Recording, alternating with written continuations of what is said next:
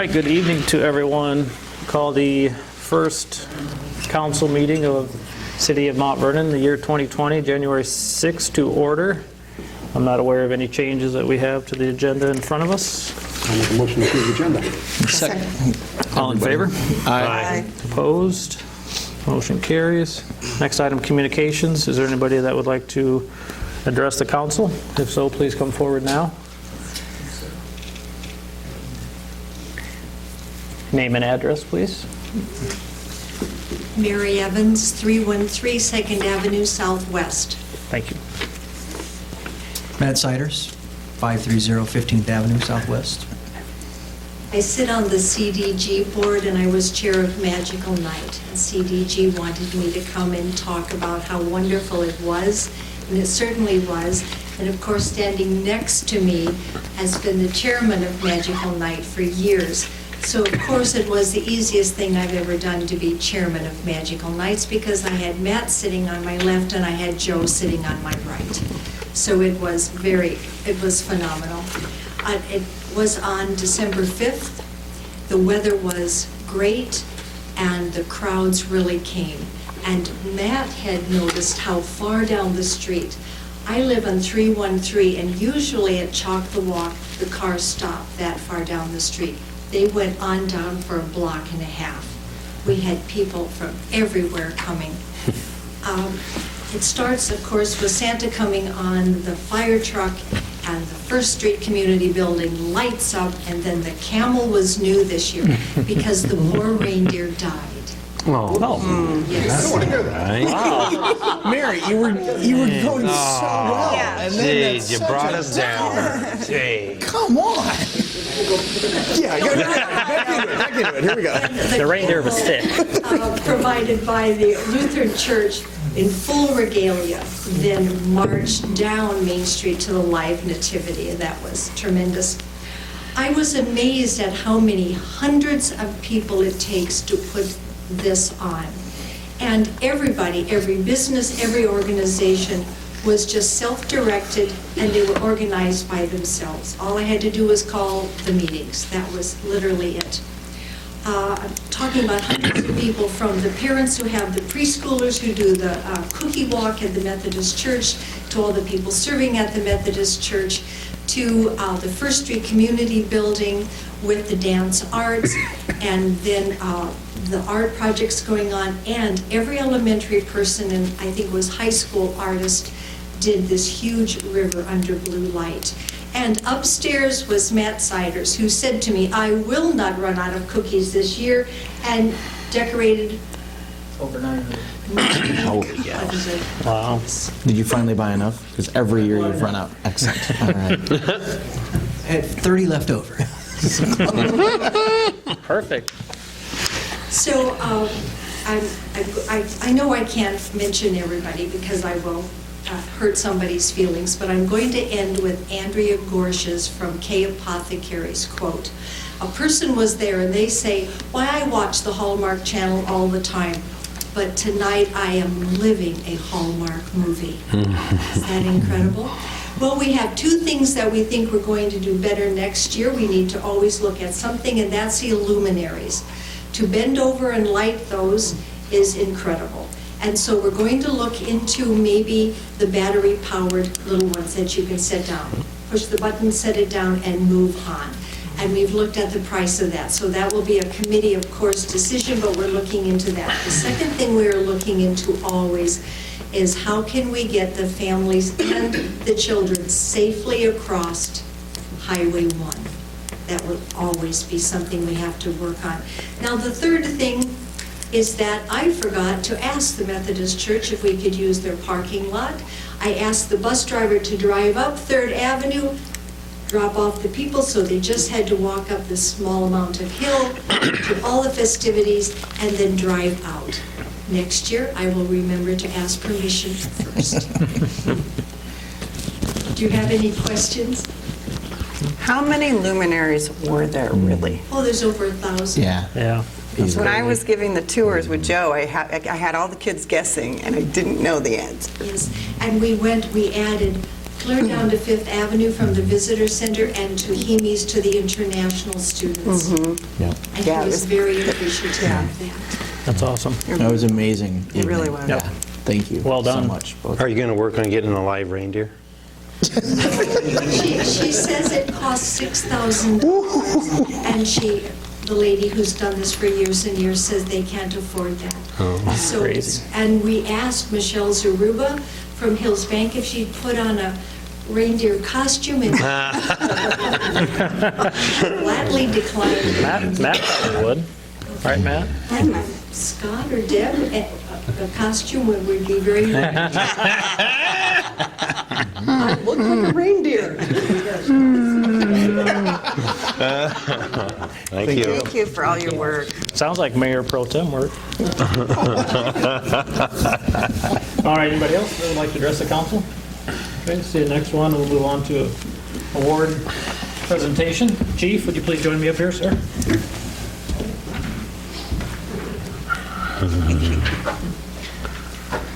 Guessing by the look on your face when your team walked in, you were have a chat with them about.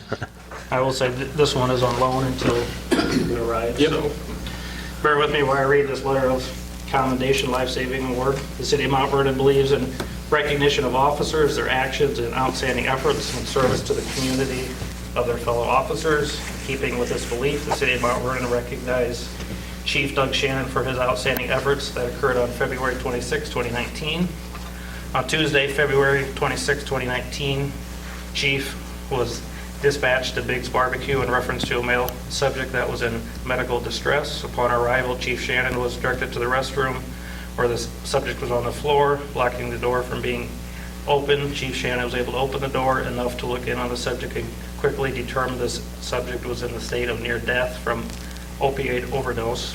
With resolve, Chief was able to move the subject far enough away from the door to gain entry into the small bathroom.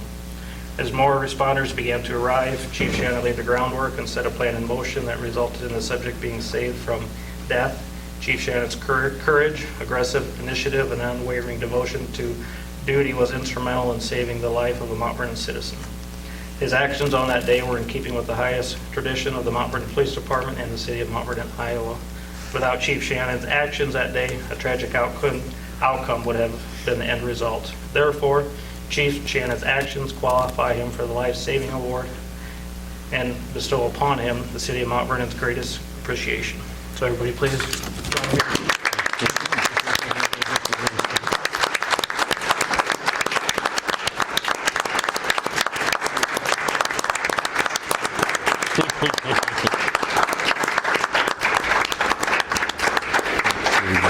I was getting a little teary-eyed.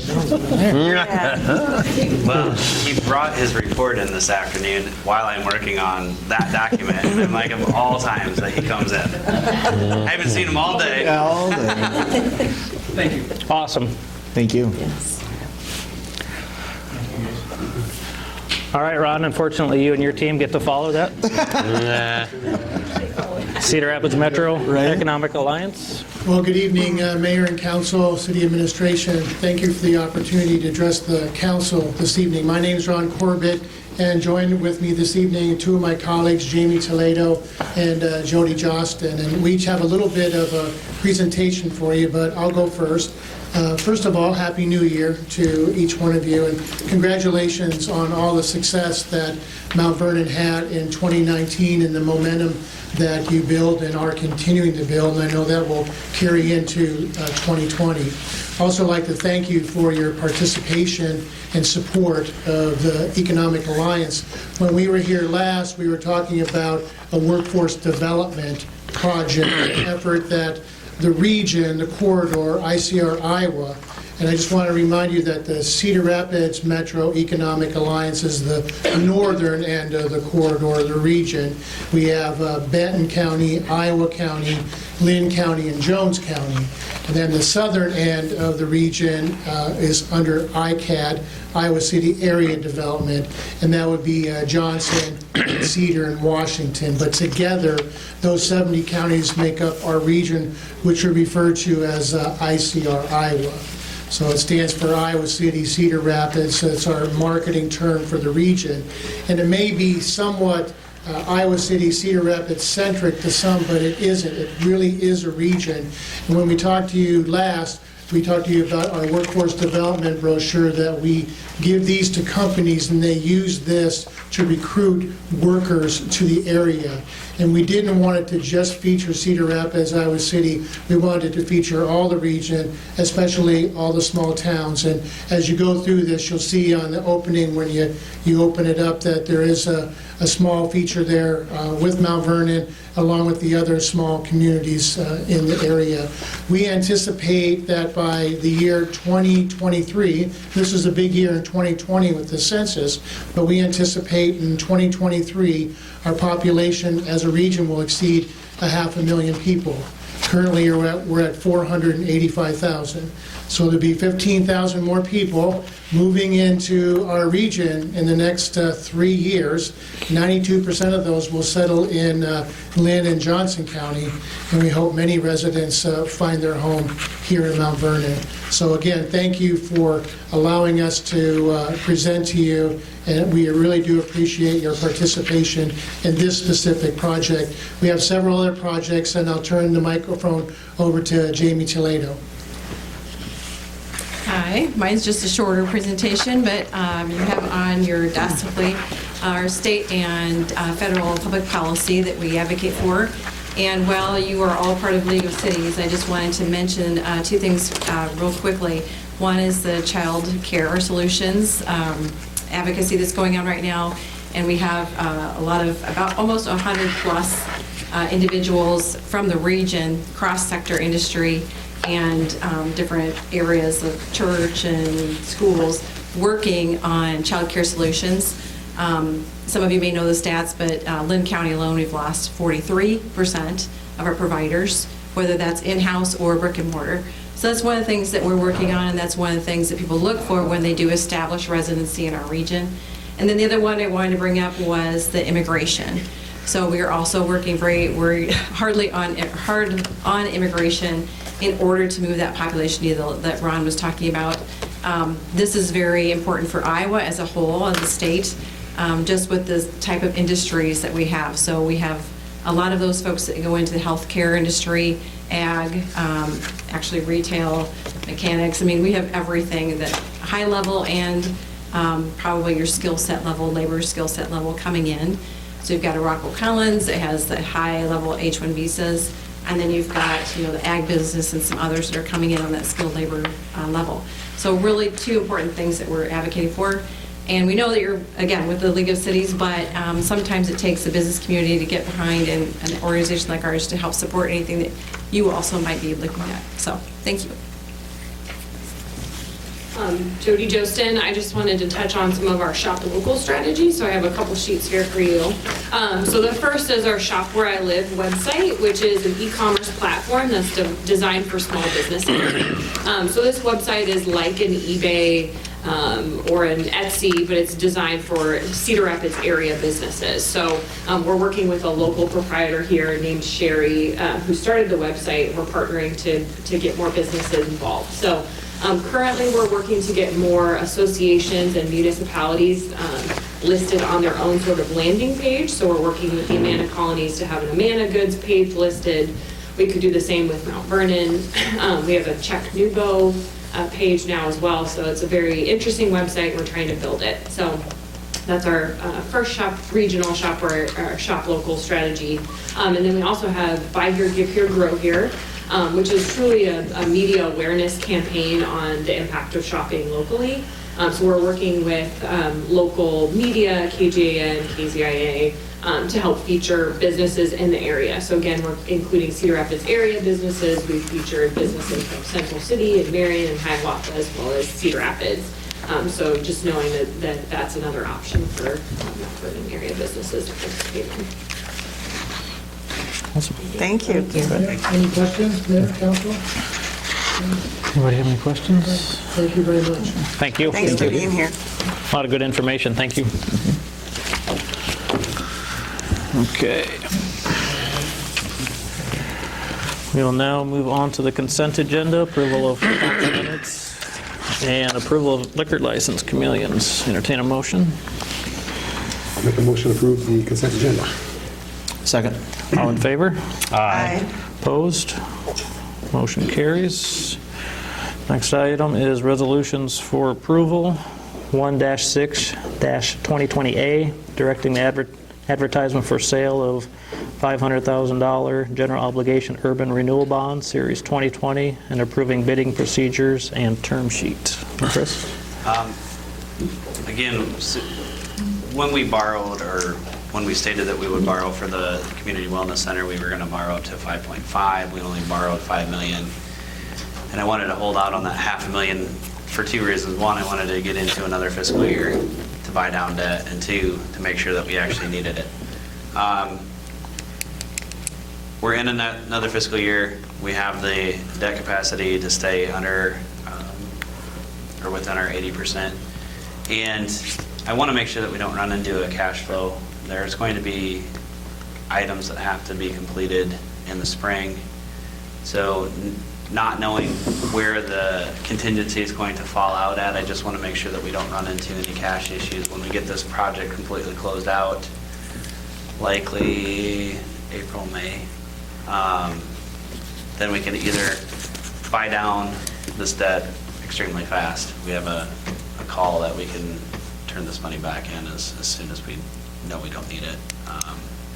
Or we can hold it and just make sure. One thing I want to make sure that we don't do is build this building and then not have everything we need to equip it so that it runs successfully. So that's the reason behind borrowing the extra $500,000. We're not running into any issues at the facility itself. We're still well within our contingency on the $358,000 that we had set aside. So it's not a cash issue as far as the overall project, but I just want to make sure that we don't run into cash issues coming forward. Hall Prime was a huge bonus coming, obviously all at once, but like I said, if we don't need this, we don't have to spend it. So. I think it just makes sense. The note I have on this, Mayor, is that pending your next meeting, I may go ahead and preface this resolution, because there's a series of resolutions. As I put in my report, my expectation is both the meetings in February will change to potentially Tuesday, so I will make sure they document that in the resolutions. Unless anybody has any questions, I'll entertain a motion. I'll make a motion to approve Resolution 1-6-2020A, directing the advertisement for sale of $500,000 general obligation urban renewal bond, Series 2020, and approving bidding procedures and term sheet. I'll second. Any comments? No comments? Roll call, please. Sue? Rodebush. Yes. West. Yes. Leisler. Yes. Herman. Yes. Yes. All right. Next item, Resolution 1-6-2020B, designating the Sun as the official newsletter for the publication for the city of Mount Vernon. Chris, anything to really add? It's No, fairly... just do this every 2 years. Yep. Unless anybody has any questions, jump through this one, entertain a motion. I'll move approval of Resolution 1-6-2020B, designating the Sun as the official newsletter for the publication for the city of Mount Vernon. I'll second. Any comments? Roll call, please, Sue. Leisler. Yes. Rose. Yes. Rodebush. Yes. West. Yes. Herman. Yes.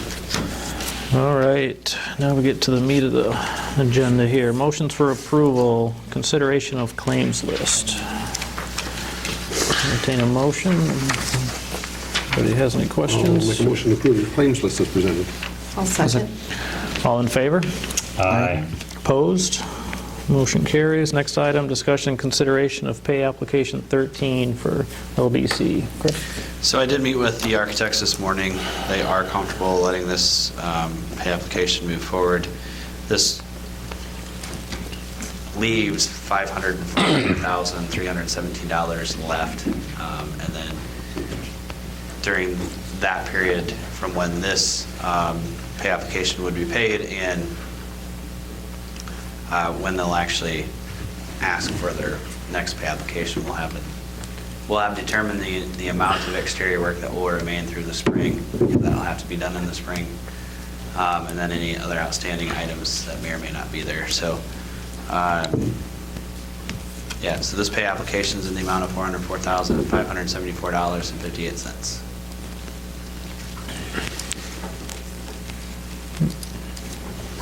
Any questions? Otherwise, entertain a motion for that dollar amount. I'll make a motion to pay application number 13 on the LBC for the amount of $404,574.58. Second. All in favor? Aye. Opposed? Motion carries. Next item, discussion consideration of pay application 7, 2019 wastewater treatment plant improvements. This is in the amount of $104,986.72. Very pleased with the progress of this project right now. Like I said, the weather this time of year is not conducive to making finishes, which we knew. So this is another project that will continue through the spring.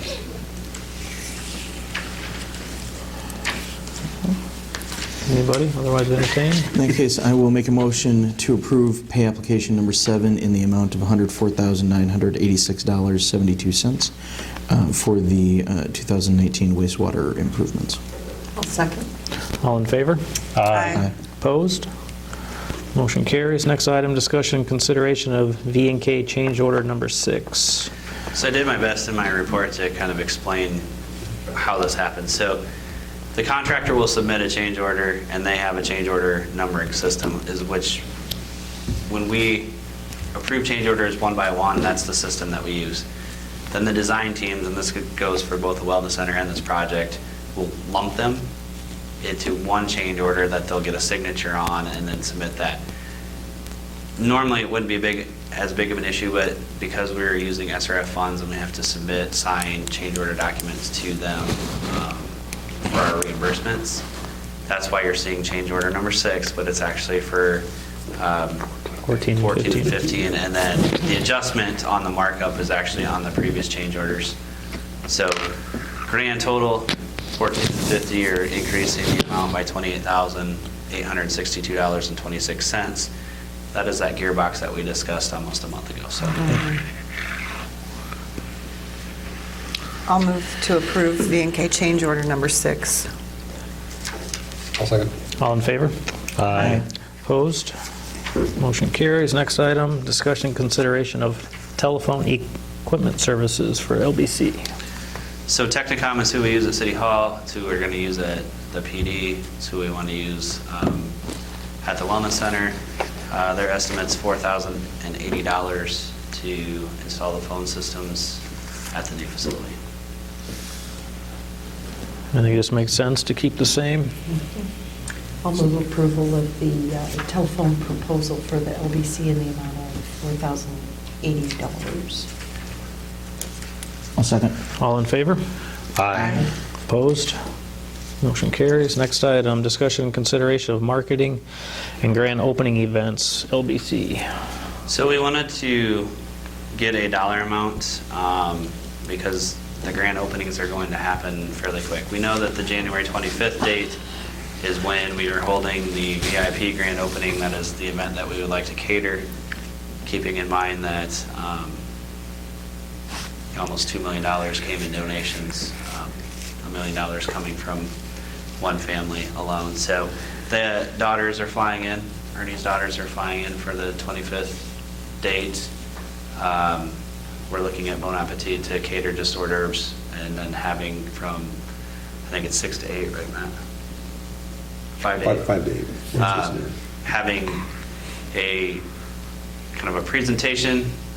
I'll be asking some of you to speak, and then giving Ernie an opportunity to speak if he would like on behalf of Lester. And then we'll have another opening again, likely in February, to kind of keep that momentum going. That will be marketed to kind of a larger Cedar Rapids area so that people can come in and check out the building. We've got somewhere between 80 and 90, I think, applications in already. So momentum is already strong. We have a few more than a few people that want to see the building before they sign on the dotted line, but otherwise, yeah, we're making significant progress on that alone. There's the school district is having an event. They believe they have 20 interested? More than that? So at least 20 when Greg last responded to us. So yeah, things are looking pretty good, considering a small handful of people have seen it. But we're kind of looking in that $15,000 to $18,000 range with the ability to, email everybody, and we should be fine, obviously, with for both events. But we wanted to give you a cost estimate, I guess. How does this differentiate from the funds we approved last time? Was that just for the plan for the events, Matt? So the funds, there's different marketing pieces that we can purchase. Right. These are actually for the event. So we're planning on having merchandise. Obviously, the one event is catered. We're not going to spend this amount if we don't have to. Okay. I just want to be realistic with everybody looking at Bon Appetit's catering. So the prior one was for de novo. Correct. And this is for the other. This is for the actual event. Okay, got it. De novo services versus what we're expecting for expenses to host the event. Okay, I understand. All right.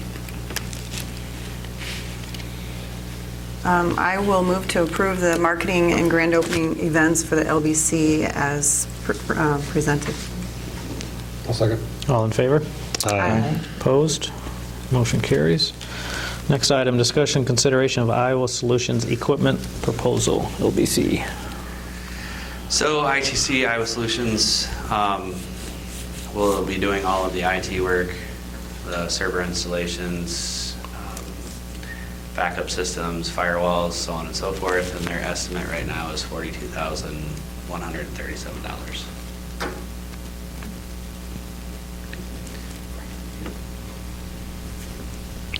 Will they need to do any training or on how to use everything? There is, yeah, so there's, well, to a certain extent, yes. There's training on specific items. For the most part, Iowa Solutions manages our equipment for us. That way, should we have a situation of hacking or anything like that, they monitor the firewall in our system for us. So we already pay an hourly rate for those services to begin with. So to what extent Thomas needs to train us on anything, there will be some training. That'll mostly be like the computers and Yeah, products. but That's for the not going to most be the part, firewall. they won't have to train us on anything other than probably to stay out of certain locations. Don't press this button. Don't do this. Stay away from this. Speaking of firewalls, what level of security, I mean, we're going to have logins through the website, I'm assuming, for managing personal accounts at all, or no? So, no. Okay. Right now, we're looking at an external system. Any information that we store will be in a locked cabinet, but not digitized for us. There'll be a locked cabinet in Matt's office. The rest of it will be an external system. So even though we have cybersecurity insurance, we're trying to negate the amount of risk that we have. And so RecDesk will take part of it, and there's a third-party vendor through RecDesk that will do credit card and ACH. And then we have specific logins for, say, Baker Group for the HVAC systems. We each have individualized passwords for that. The security system will be monitored by Hawkeye Electric. So for the most part, we will house very little data at that location. Okay. So, Which is Also, great. through the RecDesk cloud-based system, none of our customer service reps will be able to see credit card information. It's all X'd out, except for the last 4 digits, so there's no access to that. So that's a nice feature as well. Yeah. System's in place. Okay. Cool. Anybody else have any questions? Let's entertain a motion. I would move approval of the Iowa Solutions proposal for total equipment estimates at $42,137. I'll second. Yeah. All in favor? Aye. Aye. Opposed? Motion carries. Next item, discussion and consideration of bleachers, LBC. So these are portable bleachers. We don't expect to spend up to $5,200, but we don't know shipping or anything like that. So right now the quote is under $5,000. So our expectation is it will remain there, but just in case.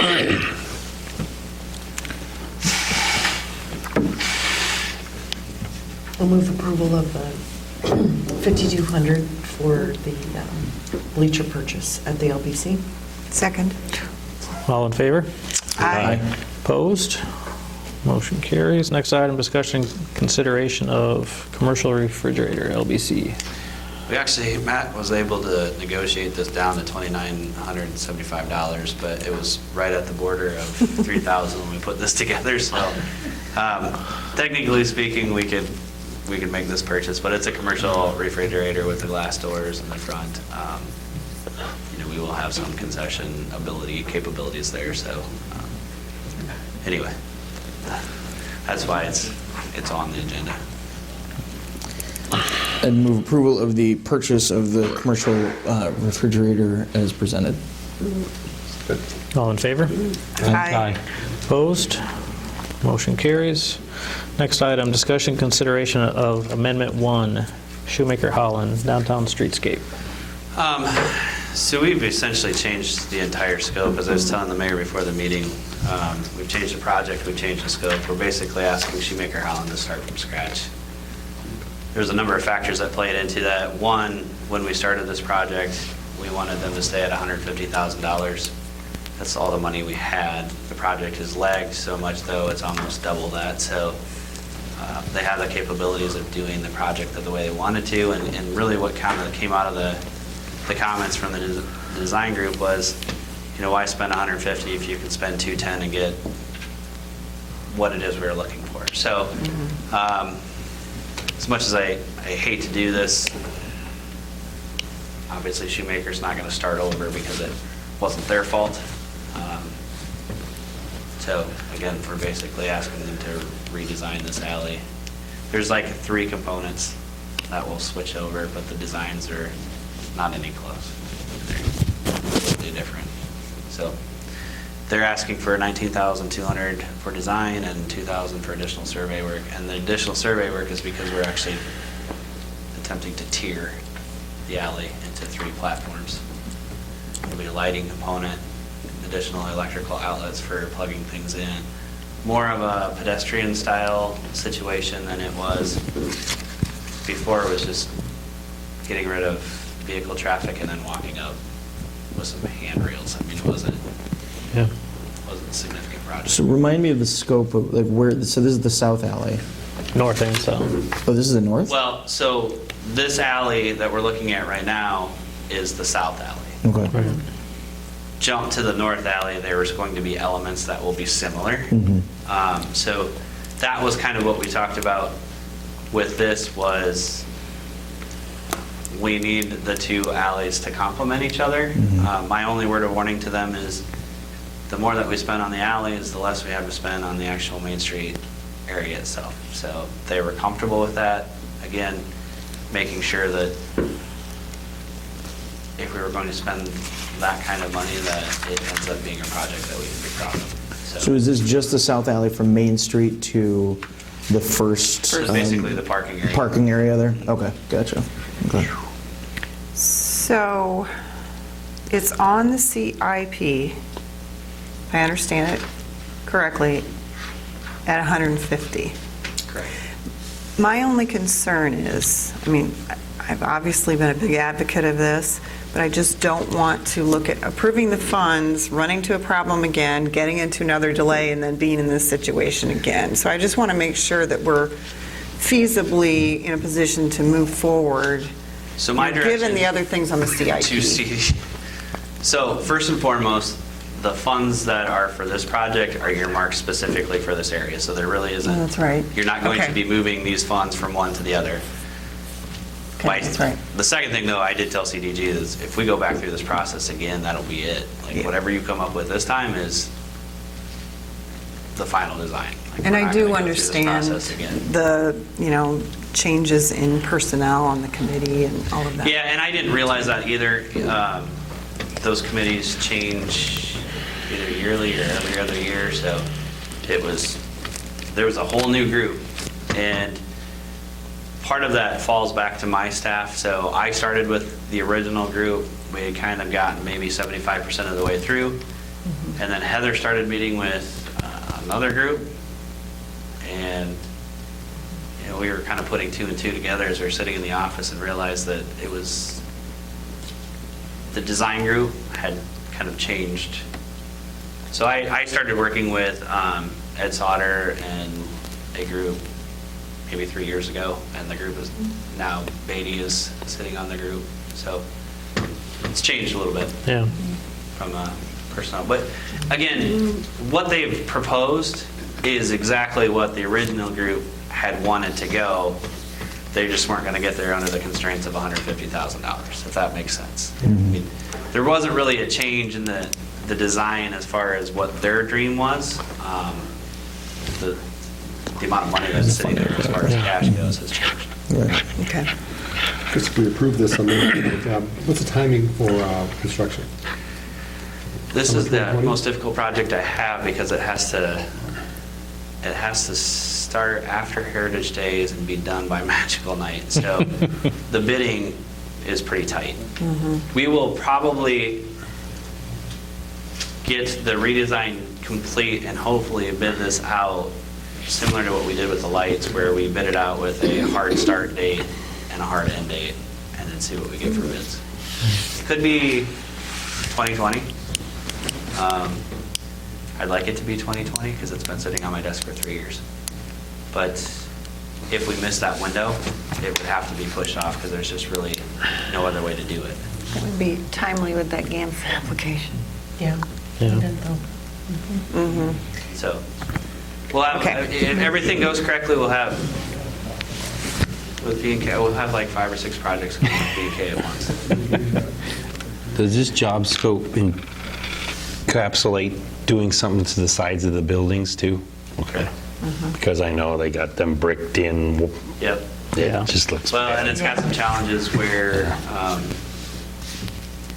the building on the west side has gas meters. There's a few Yeah, things there's sitting a on lot. that side. So Lots of meters. yeah, there's some challenges to And that's going to relocate those?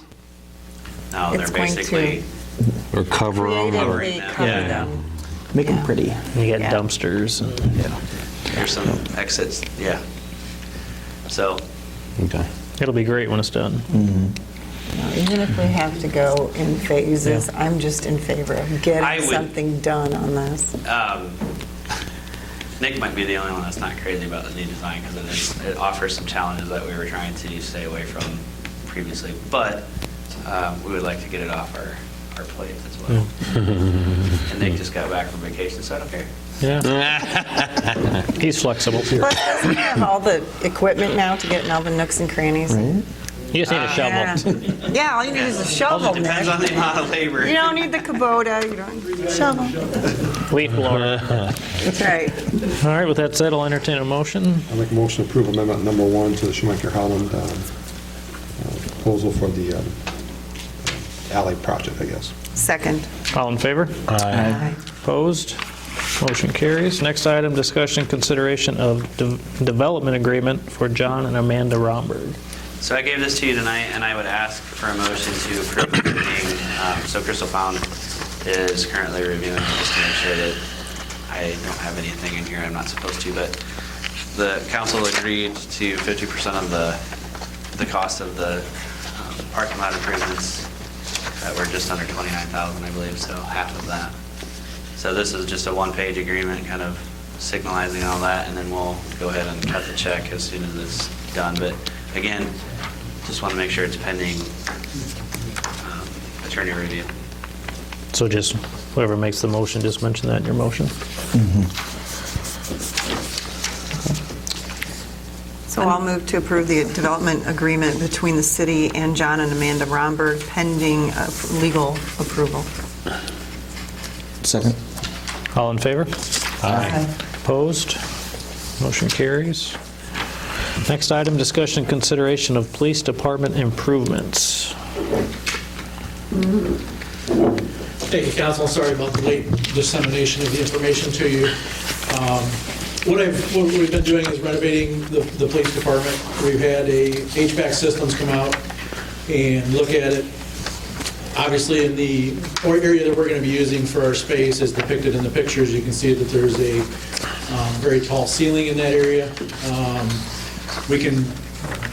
Some of the discussions have been of dropping that ceiling down to about the 10-foot mark. In the first picture, you'll see a tape mark below the vent, which is approximately where the 10-foot mark lands that project.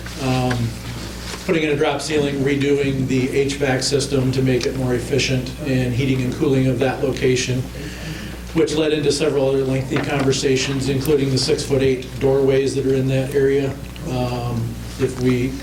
In this particular area of the building, the duct that they initially installed in 1982 under original construction runs the entire perimeter of the outside offices at 6'8", which happens to be the same height as Officer Mailer as depicted in the pictures as well. And so we've been dealing with this, and it's a challenging discussion. Chris and I have had many conversations because one thing leads to the next thing, which leads to the next. So I tried to put some rough numbers together and kind of give some options on what we would be looking at. And the first option is if we were to abandon all the current ductwork, rip it out ourselves, and have the HVAC redone, install the drop ceiling, and have new LED lights brought down and put into that at the 10-foot mark. Put in new door frames that would put it to 84-inch doors, standard doors that you'd see here at City Hall and stuff like that. It's going to be roughly $25,000 to $30,000 to facilitate that process. We're at a point where we kind of need to know whether we're going to go this way or which way we want to deal with that. Another option I looked at is just dropping the ceiling, dropping the LED lights, and capturing whatever savings we can from that, leaving the HVAC system in place, but just redirecting it through the drop ceiling, abandoning what's there, and just running the channels into the drop ceiling portion of that. And that's option 2, which is listed on there at about half of the cost of that. So the third option is obviously to do nothing, leave it as is, and go through from there. But I think we have an opportunity. Like I said, it's a tall ceiling. We don't really need all that space. It was originally in 1982 when it was built. That's where they had that's their initial sanctuary for worship services and stuff like that before they built on the next phase in 90 or something like that. So there's some challenges that face that. There's also a few unknowns, get into certain areas. When you start tearing stuff out. What are we going to start seeing from that standpoint? So those are the challenges that I came across.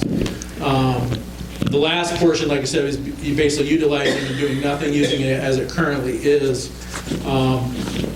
I would still encourage what we've been trying to do is everything that we're touching, we're updating as we can. So if we take out a light fixture, we want to replace it with an LED fixture. If the doors and stuff like that, we're having to change the locks anyway, so we're going to have to upgrade those to handicap accessible functioning door handles and stuff like that. So continuing whatever we're touching, we're trying to bring it up to code as we go. To accommodate the lighting in that area, to upgrade the LEDs in that whole east wing that we're going to be landing is approximately $9,000, one of the bids we've got right now in that area anyway. So there's some fluctuations in the proposals that you have there that we're going to have some of that expense anyway. But so is it really the only discernible difference I can see between 1 and 2 is the doors? I mean, is that effectively... The doors are a significant portion of that, right. And then ripping out the HVAC. Okay, yeah, and then Whereas removing before that stuff, we would leave right. it, Okay. and then adding up the bringing in, so you're taking the drywall up Gotcha. higher than where it is currently, Okay. and kind of doing all of that. And again, that's as able to with our city staff. Right. Going from that, it's not a contractor coming in and doing it. Have you guys looked at the utility costs and the history and just tried to give some dollar amount to that 3,000 cubic feet of savings and how that might affect it? So it's hard to gauge that from my perspective right now. I haven't Yeah. gathered that. I've got the utility bills from when the church was using it originally. Yeah. Kind of what their normal run is, and then their worst bill that they would have in a year and stuff like that. Normal bills are usually around $200 a month. The worst bill was $900. No. That's like my house. Stuff like that. I will say that everything that they've done out there has been super efficient. We have the HVAC, they've got, everything is overrated. There's more furnaces than what is needed for what we're going to be using, but you also have to think about, they were rating that based on a 5-ton air conditioner. All of a sudden, on Sunday, you have a couple hundred people here, we need it to be this temperature right now. And kind of go, we're going to be using it more in a just like we are here, it's like kind of more of a steady flow, so there's going to be some, we won't know that number for a while of usage at that standpoint. So from my perspective, we're okay with any of these options, but I think it's important enough that we all look at that and figure out where we want to go. The drop ceiling is going to, in the long term, what is that? When is that threshold going to be met? I don't know. I wish I did at this point, but there's an opportunity for some heating, cooling savings, more efficiency in that operation, so that's why I wanted to bring it forward. Do we know what the advantage is to a complete gut job of the ductwork? Is there or is there not? Do you know? Just Steve? getting the normal 84-inch doors. Everything else would be consistent with what we would be doing in option 2. And that would be the gist of that. So. Was it looked at just bringing up the areas where the doors are at? We had talked about that as well. There's a couple coves that you have to walk, like there's 2 windows. One goes into the server room and one goes in, you'll walk to a corner and then it tees to 2. There's an office on the left and then another room on the right. So even by bringing those up, we may have challenges coming into that aspect. So just chopping it out would do that. I don't know that there's a lot of benefit because, like I said, can you just cut into the ductwork here, cut into it here, and abandon the rest? Then you're going to be building around that. Well, you want to be taking, if you're just cutting above each door area, the ductwork it wouldn't seem that the ductwork would be affected that much. Is it flexed, or is it solid? It's solid. And it runs the entire perimeter of that room. And it's as low as it can go? It is at the top of the door frame at 6 foot 8 inches. It sits on top of the door frames. So if I can, Doug and I met and had this conversation. Much to Morgan's demise or his head's demise, I've recommended not going beyond 2 for a couple of reasons. Number one, if we do start to rip into that ductwork and change the doors, those are dollars that you do not have. So as I point out in my CIP memo, anything that you do out of franchise fees right now has a direct effect into the projects that you can do next year. So this isn't budgeted dollars that we're looking at regardless. I think we can stomach the $15,000 to get the drop ceiling and the LED lights because they add to the efficiency of the building. And if you walk in there, it is almost a cathedral type ceiling. It's super tall. The lights kind of run along it. We've had Red Lion Renewables out there to take a look at solar. They're running those numbers right now. It's kind of iffy on where it's going to be. So we're doing a lot of things that would obviously increase efficiency. We're not utilizing half the building because we don't need to right now. But as tempting, and Doug and I talked about this, as tempting as it would be to go and rip that out, get normal doors in there, and then have kind of normal ceiling heights, it's workable today. If we happen to have a significant growth in tax base or something of that nature that would allow us more freedom in the future, that's fine. It also would, if we started that work and did it try to save money and did it internally, would likely push these guys back into late spring before they can get down there. Just as if we have a decent winter. So I had Doug put all 3 options together. I'm going to step in and tell you really got two unless you want to chance pushing off other projects.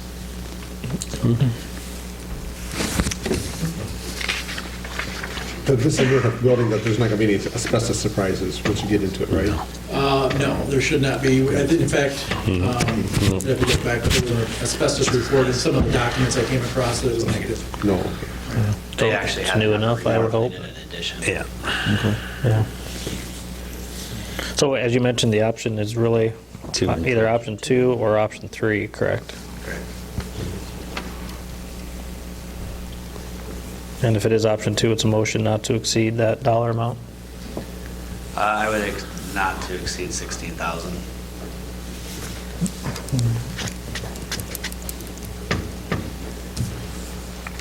With that suggestion, I'm going to make a motion on this project for the remodel of the police station, this phase of it, to opt for number 2 here, the plan that you've listed it here for not to exceed $16,000. I'll second. All in favor? Aye. Opposed? Motion carries. Thank you, Chief. Thank you. Next item is discussion consideration of preliminary engineering services for UP Railroad. First Bridge. Chris? So, the railroad's awesome. Sarcasm. Yeah. Pick up on Immense that. amount of sarcasm. We have to pay for any engineering fees that the railroad would incur in looking at the First Street Bridge project that we have to rebid. So, we will have to sign an agreement with the railroad stating that we would cover their expenses because it's our project. As of right now, the estimate is not to exceed $25,000.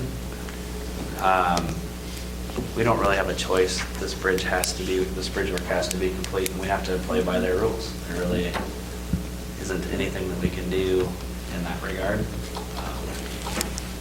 So I need a motion to spend up to $25,000. I don't have an actual contract with you. B&K will continue to work through the permitting process with the railroad, but we were going to put this on and take this off, and then we put it back on, and the reason for it is we don't know. The railroad is really good about not hearing from them for 10 days and all of a sudden saying, well, yeah, you can submit your paperwork tomorrow.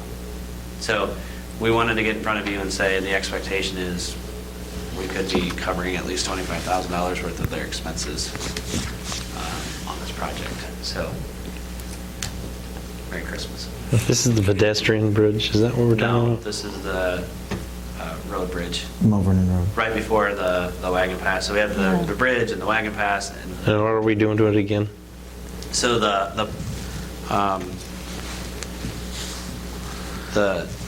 going to get the names wrong, but the underbody of the bridge needs repair. Pillars.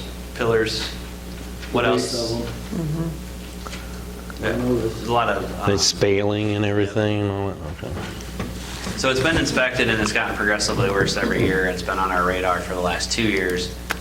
What we're trying to do is schedule this at the same time we're doing all of this other work. So right now we're looking to potentially do the wagon pass and the bridge work before the county gets started on theirs, and then that will require us to have the road closed for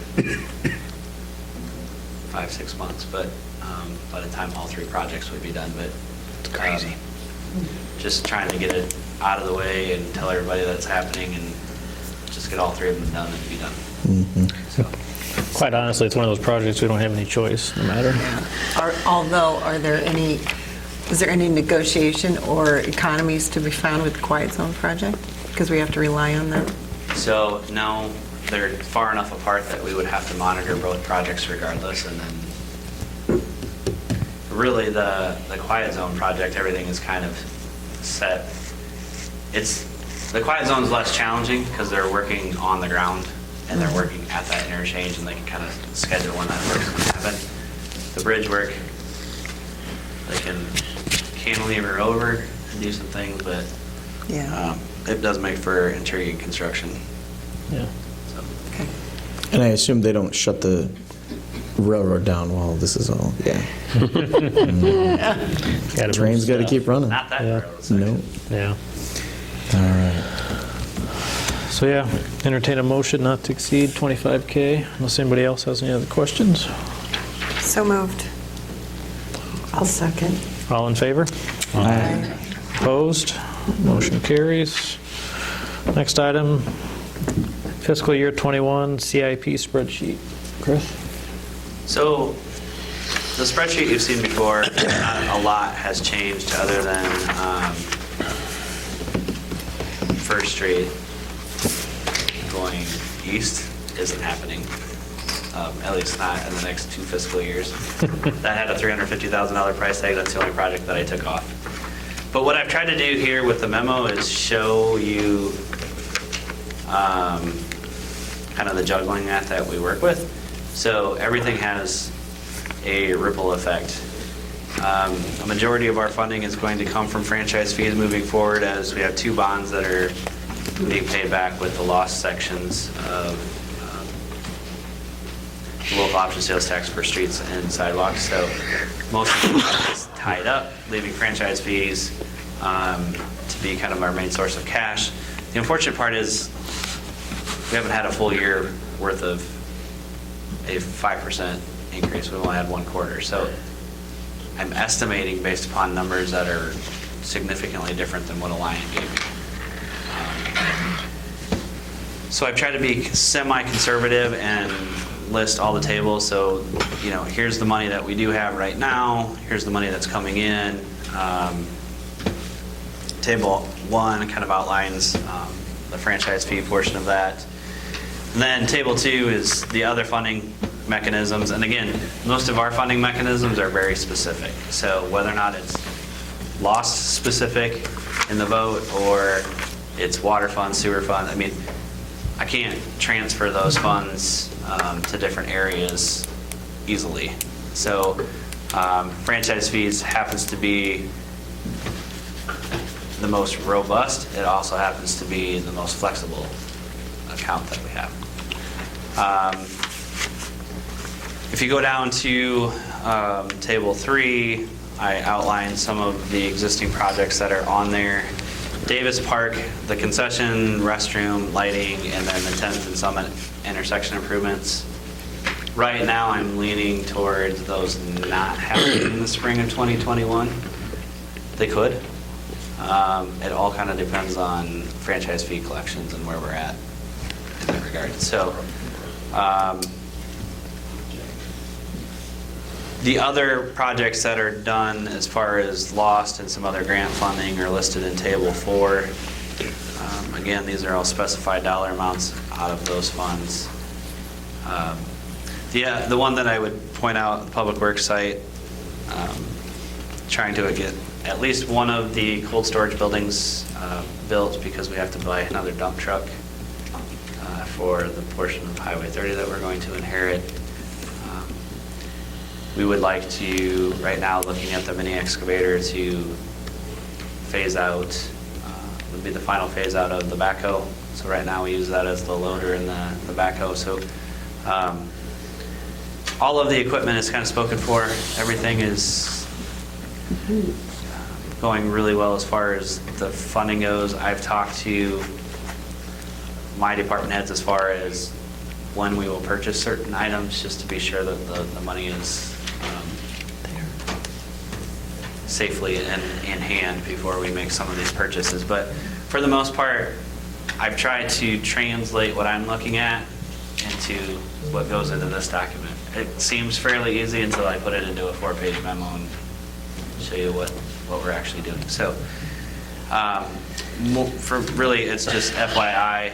As part of the budget, we'll have the remaining 4 years. They get pretty shaky after this year anyway. We have this many moving parts, so that's just basically a list of projects the remaining 4 years with numbers, so you can see how much is potentially coming. But if you have any questions on the memo, if you want to meet with me and discuss the memo or any of the projects, it's fine. Just let me know. So otherwise, for the most part, we'll get a lot of these projects done. We're just going to hold on some. I know you've identified the Davis Park projects as kind of off the list for this year, but at a leadership breakfast I was at last Thursday, the president of Lions Club mentioned that is something that is on their project list. for They next few do, years. and they've talked about even putting some money towards projects in Davis Park. I just can't guarantee. The restroom and the concession stand needs to come down and be rebuilt. Yep. It's bad. Yep. That would be number one. Number two would be the lighting, and then obviously the Summit intersection would probably be number three. So it could happen. I was pretty conservative with what I'm expecting for franchise fee, and as long as I don't get any huge surprises at the police station, there's a good chance that at least the concession stand project might be able to be workable. But I just don't know, and I don't want to take any chances either. We could do them. We would just be borrowing from the next year's collection. So if we put that into a zero balance, the auditors are going to point their finger at me and say, why did you let that happen? And then I'm going to tell you that you borrowed from a future year, and I prefer not to do that if we don't have to. Yeah, there's just no need to. Best case, yes, but And we could always get into the spring of 2021, look at that project to be close enough and bid that project after July 1 and be into fiscal year 22 and be okay. So we can play with those timing parameters as well. The other big X factor is right now B&K is compiling information for us on the negotiation for Highway 30. That is a pot of money that you'll have to, like I said, I know we're going to have to buy a dump truck with for sure, but whether or not we stick that money in escrow or, what your plans are for it, that'll be another conversation piece in the future that could affect some of these projects as well. Between taking over Highway 30, we know that Palisades is going to need to be looked at, and eventually the east half of First Street will need to be looked at as well. So those are kind of our major arterials collectively, and we know they're hanging out there. So. does anybody have any questions? Otherwise, I think it's just a great way to see everything outside of the spreadsheet form. Anybody? Okay, Chris, anything further? All right, move on to reports.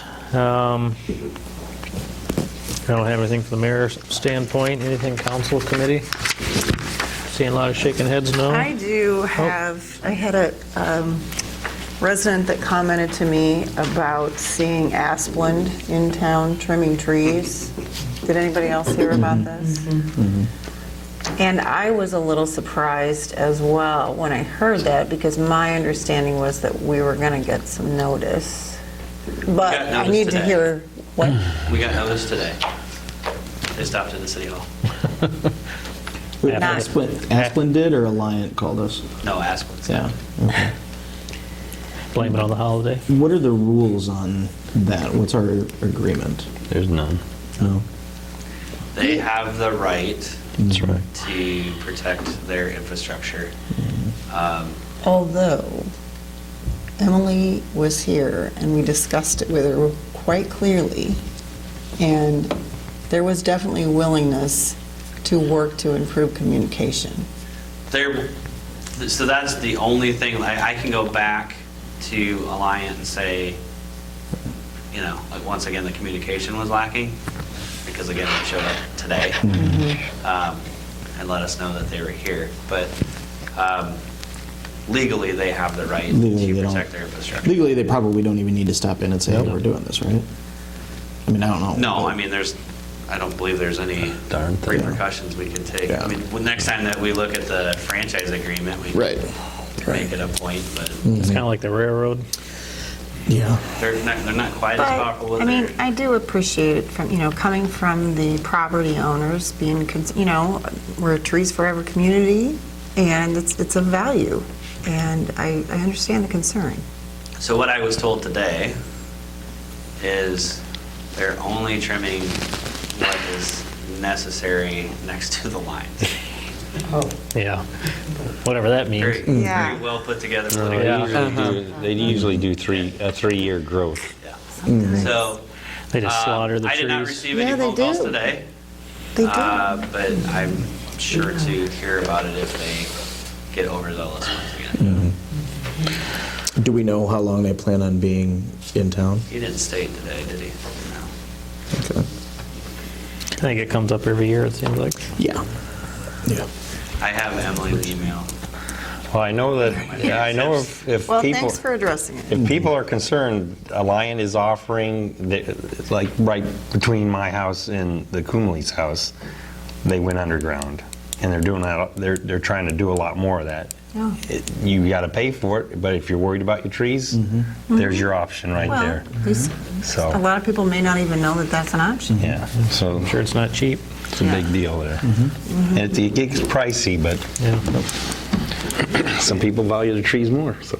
Chris, anything from your report you want to highlight, other than changing? No, other than, like I said, I think we haven't put all the numbers together, but we're hoping to stay at $12.99. And then obviously changing the dates for meetings in February. Caucus and President's Day. Yes. And then anything to share regarding planning and zoning and the RV discussion? No, as a matter of fact, they did not hold a meeting this month, and that's really to my benefit, honestly.